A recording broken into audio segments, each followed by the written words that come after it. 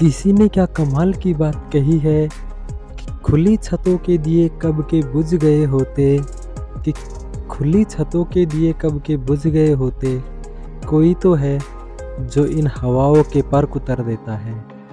Hi guys, मैं ASP और आज आपके लिए फिर एक छोटी सी मोटिवेशनल कहानी। ये कहानी एक वैद्य जी की है जो अपना जीवन बहुत ही धैर्यपूर्ण संतोष तरीके से जी रहे थे। और वो जब भी घर से निकलते तो उनकी धर्मपत्नी उन्हें एक चिट्ठी पकड़ा देती थी जिसमें रोज़ का घर का जो सामान होता था, दैनिक जीवन का, वो होता था। और वैद्य जी दुकान पे जाते और केवल उतने ही मरीजों से फीस लेते जितने में वो सामान आ जाए। रोज़ का यही सिलसिला था। एक दिन उनकी धर्मपत्नी ने चिट्ठी पकड़ाई और उसमें नीचे लिखा हुआ था अपनी बेटी की शादी का जो सामान था वो। वैद्य जी बड़े ही सोच में पड़ गए कि आज ये कैसे होगा, इतना पैसा कहाँ से आएगा कि बेटी की शादी का सामान भी खरीद सकूं। और इतने में ही एक व्यक्ति अपनी कार से उतरकर वैद्य जी की दुकान में आया और वैद्य जी से बातें करने लगा। वैद्य जी ने पूछा कि हाँ भाई साहब, आपको क्या बीमारी है? तो वो बोले कि नहीं वैद्य जी, मुझे कोई बीमारी नहीं है, लेकिन शायद आपने मुझे पहचाना नहीं।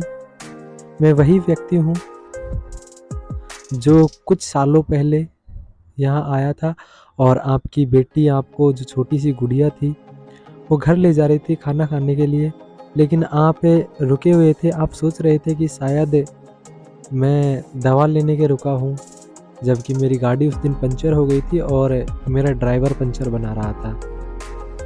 तो मैंने भी सोचा कि कोई दवा ही ले लेता हूँ, ये वैद्य जी रुके हुए हैं तो मैं जैसे ही आपके पास आया, आपने बातों ही बातों में मुझे एक पुड़िया दी थी और मेरे संतान नहीं हो रही थी, तो जो आपने पुड़िया दी थी वो मैं ले गया। हमने वो दवा ली और आज मेरे 2 बच्चे हैं।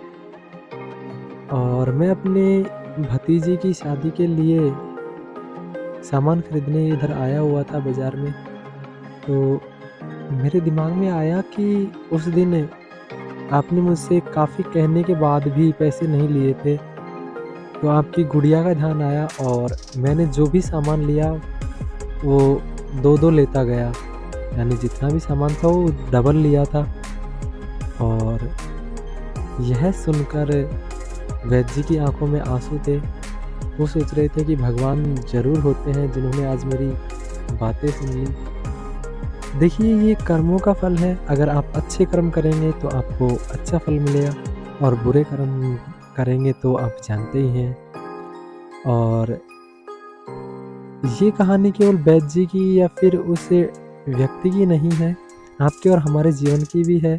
अगर आप अच्छे कर्म करेंगे तो आपको अच्छे फल मिलेंगे। आप अपने जीवन में अच्छे काम करते रहिए, खुश रहिए। और आखिरी में मैं एएसपी फिर से कहूँगा कि कर दिखाओ कुछ ऐसा कि दुनिया करना चाहे आपके जैसा। अगर आपको हमारी कहानी अच्छी लगी हो तो हमारे यूट्यूब चैनल एएसपी टीचर को सब्सक्राइब करें। धन्यवाद फ्रेंड्स।